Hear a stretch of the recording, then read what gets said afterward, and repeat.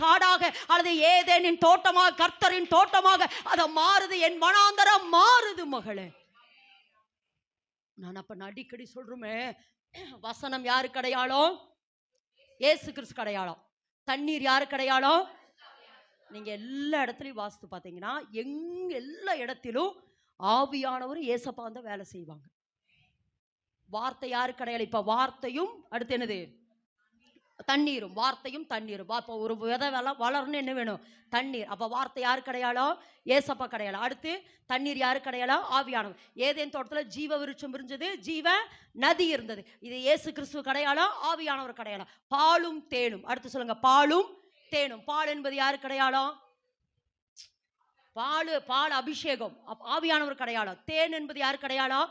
வார்த்தை, இயேசு கிறிஸ்துவுக்கு அடையாளம். அடுத்து என் வீட்டில் அப்பம் மாவும் குறையவில்லையே. அப்பமும் தண்ணீரும் தானே. அப்பமும் தண்ணீரும் குறையல. யாரு? சாரிபாத் வீட்டுல தானே.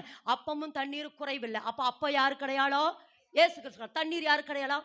இப்படி நிறைய உதாரணங்களை சொல்லிட்டு போலாம். அப்ப நல்ல விளங்கம்மா.